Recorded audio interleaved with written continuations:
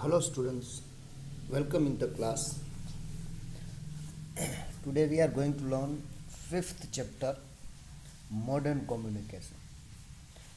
Now this is our last chapter. We had already completed fourth chapter, right? And in the last chapter we are going to learn about modern communication. The topics at glance is professional skills. What is professional skill? Then we will learn modern tools like fax, email, video conferencing, web writing. These all are the tools that we use for communication, right? Then advantage and disadvantages. So let's start our first topic, modern communication, professional skill, right? Communication with friends and relatives do not follow any rules. Actually, such informal communication do not need any guideline to follow. તો જ્યારે આપણે friends અને relative સાથે વાત કરતા હોય ત્યારે એમાં કોઈ રૂલ્સ ફોલો કરવાની જરૂર નથી અને કોઈ ગાઈડલાઇન કરવાની જરૂર નથી, right? However, in the professional or business world, certain manners and attitude are to be observed. પણ જ્યારે તમે પ્રોફેશનલ વાત કરતા હો, બિઝનેસ વર્લ્ડમાં વાત કરતા હો, ત્યારે અમુક એટીટ્યૂડ હોવો જોઈએ, અમુક મેનર્સ હોવા જોઈએ. The observance of these manners according to the profession is called business antiquity. તો એને બિઝનેસ એન્ટિક્વિટી ઓર પ્રોફેશનલ સ્કિલ કહેવાય છે, આવડત કહેવાય છે. In simple terms, business antiquity means conventional rules of behaving in the field of business. તો business antiquity એટલે તો એવા રૂલ્સ, નિયમો જે બિઝનેસના ફિલ્ડમાં જરૂરી હોય છે. Although there are no set rules in the return form. હા, એવું નથી કે બધું લખેલું ફિક્સ છે, કેમ ટ્રાફિક રૂલ્સ હોય એવી રીતે કોઈ લેખિત રૂલ્સ નથી, બરાબર. Ignoring them may have an adverse impact on the reputation and performance of a business firm. પણ જો તમે એને અવોઇડ કરો તો તમારા પ્રોફેશનલ ફર્મ માટે એ ખરાબ છે, પેઢી માટે ખરાબ છે, right? Business antiquity is necessary to deal with other workers or other professional in business related works. તો બિઝનેસ રિલેટેડ વર્ડની અંદર આ એન્ટિક્વિટી ખૂબ જ જરૂરી છે. વર્કર સાથે તમે ડીલ કરતા હો, કોઈ પ્રોફેશનલ સાથે ડીલ કરતા હો.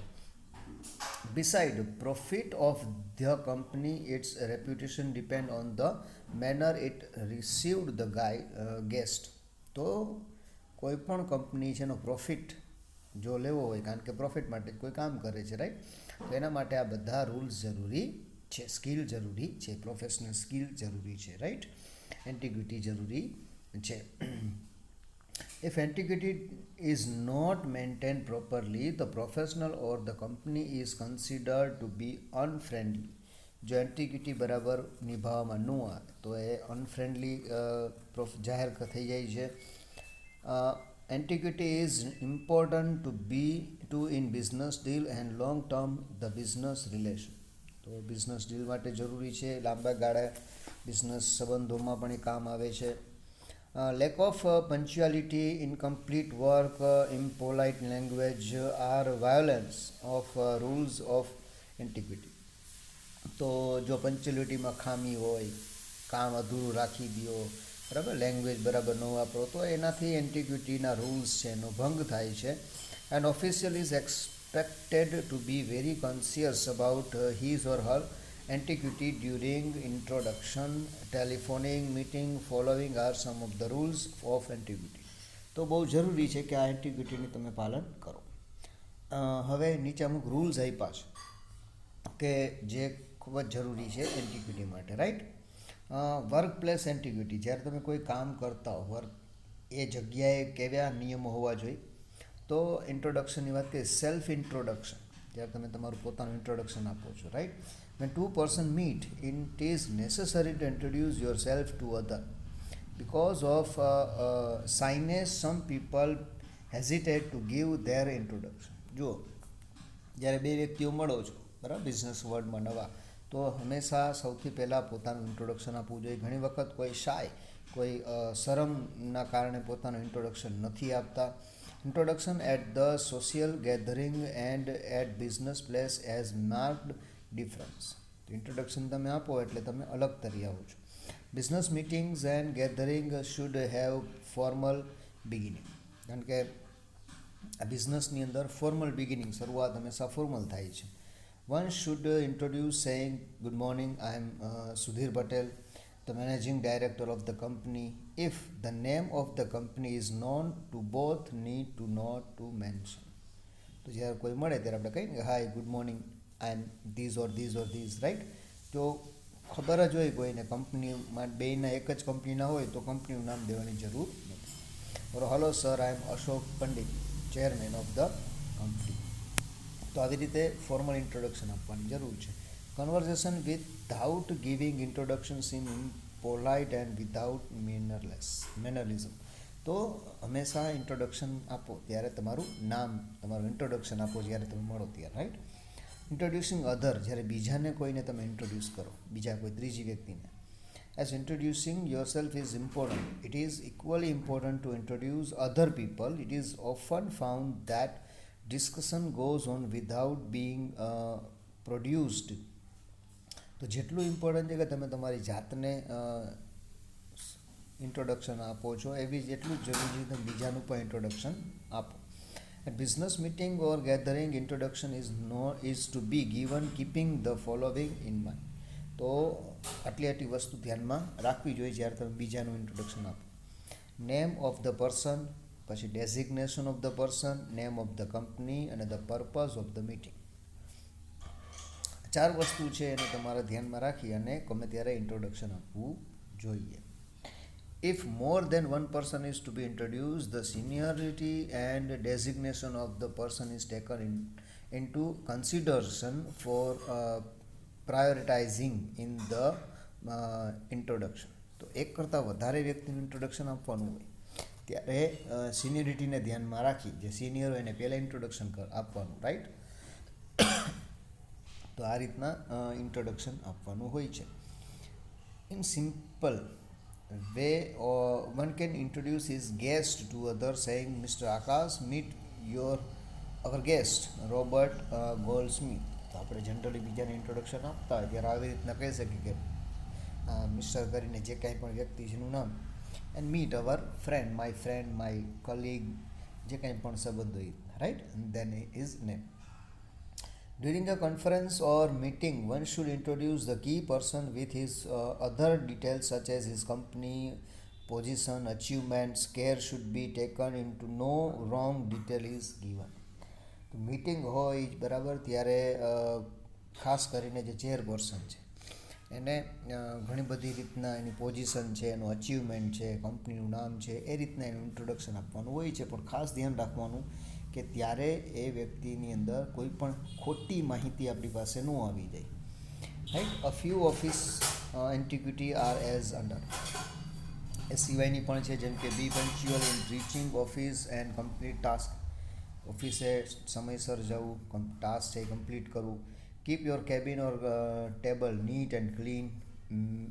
તમારું ટેબલ અને ક્લીન રાખવું. Mess chamber are the sign of unprofessionalism. કારણ કે જો તમારા મેસી હોય, ખરાબ હશે તો એ અનપ્રોફેશનલિઝમ ગણાશે. Follow the rules and regulation set by the company. કંપનીએ જે રૂલ્સ રેગ્યુલેશન છે એને ફોલો કરો. Do not indulge in other business. બીજાના ધંધામાં ધ્યાન ન દો. Respect the senior and never go over your seniors. તમારી સિનિયરને રિસ્પેક્ટ આપો અને એ જે કહે એની ઉપર હવટ થઈને કામ ન કરો. Behave politely with everyone. બધા સાથે પોલાઇટલી વાત કરો. Do not gossip and what waste time in office. ઓફિસમાં ટાઈમ ન બગાડો, ખોટી વાતો ન કરો. So positive attitude and enthusiasm for the work. Work માટે ઉત્સાહ રાખો અને પોઝિટિવ એટીટ્યૂડ કેળવો. તો these are the factors that effect in the business world, right. Now the second is handshake and gestures. જ્યારે તમે મળો છો, આ ઇન્ટ્રોડક્શન થઈ ગયું, હવે તમે હાથ મિલાવો અથવા તો બીજા કયા જેસ્ચર્સ જેના દ્વારા તમે જે કરી શકો, right. Generally a business meeting begin and ends with handshake.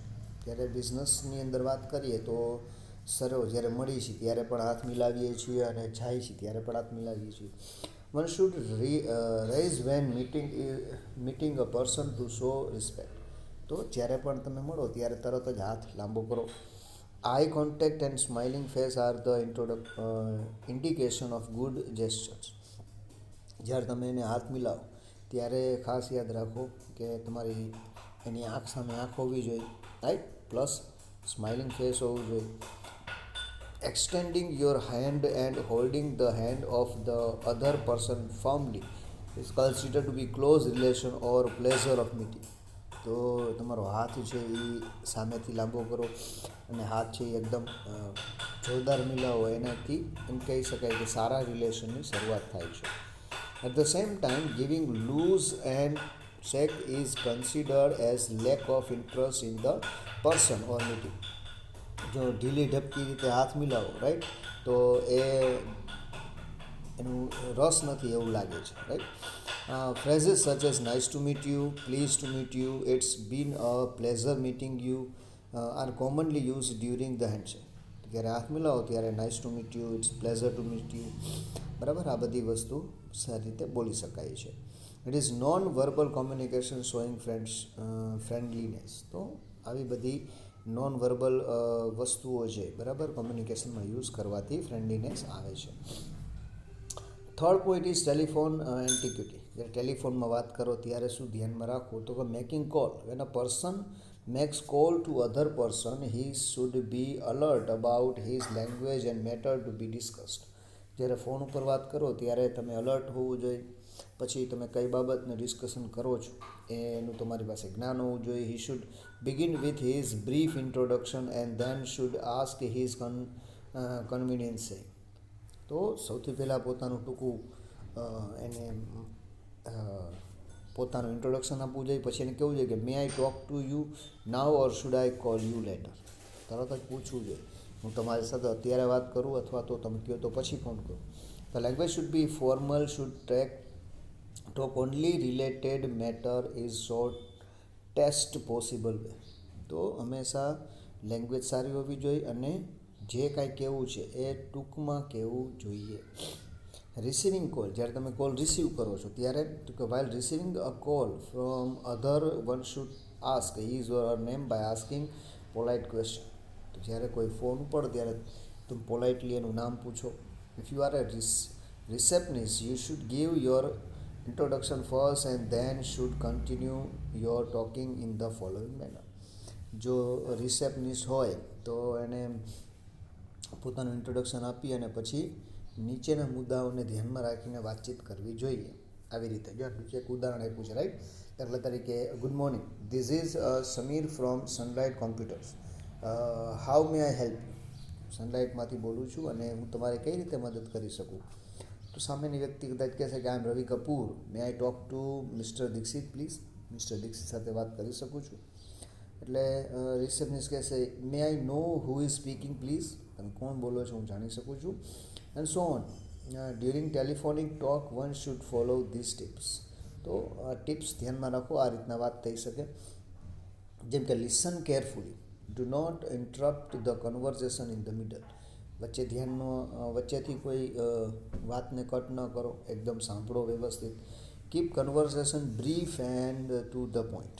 એકદમ ટૂંકી અને ટુ ધ પોઈન્ટ રાખો કન્વર્સેશનને, right.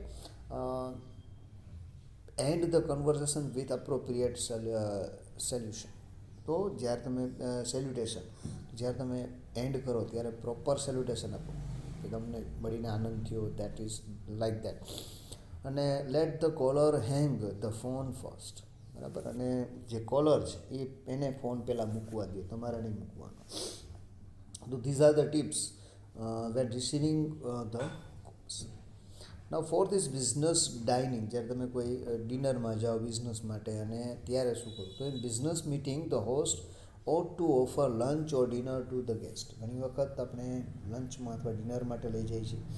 If the guest does not know the venue, the host should walk with him and lend him to the place. જો એને જગ્યાની ખબર ન હોય તો હોસ્ટ જે એની સાથે જાય છે. While having lunch or dinner together, one should not socialize with other people and talk about personal issues. તો જ્યારે તમે જ્યારે લંચ અને ડિનરની વાત કરવામાં આવે છે રાઈટ, ત્યારે હંમેશા શું કરવા, તો કે સોશિયલ ડિસ્કસિંગ કરવાની જરૂર નથી, પર્સનલ ડિસ્કસિંગ કરી શકો છો. Certain points are to be considered at the business dine. તો અમુક પોઈન્ટ્સ જે આપેલા છે, જેમ કે always reach in time, guest must not have to wait for the host. ટાઈમસર પહોંચો, હોસ્ટ છે એનો વેઇટ કરવો પડે, ગેસ્ટ પહેલાં આવી જાય તો એ ખરાબ છે. Late the guest take the chair first, help in making the guest seat comfortably is expected. પછી પહેલાં ગેસ્ટને બેસવા દો, પછી બરાબર બેઠા છે કે નહીં ચેક કરો. Observe all the tables manner well should courtesy in behave. પછી ટેબલ મેનર્સ હોય, જેમ કે સ્પૂન ને બધું લેવું, વ્યવસ્થિત બેસવું, રાઈટ, એ ટેબલ મેનર્સનો ખાસ ઉપયોગ કરો. Do not start eating until the guest starts. જ્યાં સુધી ગેસ્ટ છે એ સ્ટાર્ટ ન કરે ત્યાં સુધી જમવાનું સ્ટાર્ટ કરો નહીં. Have some polite conversation during the dine. પછી એકદમ વિનમ્રતાથી અને એવી વાત કરો જે નોર્મલ હોય. તો આ રીતે અલગ અલગ કન્વર્સેશન માટેના રૂલ્સ છે, એન્ટિક્યુટી જે આપણે એને કહીએ છીએ, ફોલો થઈ શકે છે, રાઈટ. તો ધીઝ ઓલ આર પ્રોફેશનલ અથવા તો modern communication and in the professional skills જે છે એ આપણે અત્યારે જોઈ છે, રાઈટ. તો ચેપ્ટર નંબર 5 એનો પહેલો ટોપિક અહીંયા આપણે પૂરો કરીએ છીએ. And in the next lecture we will learn about other skills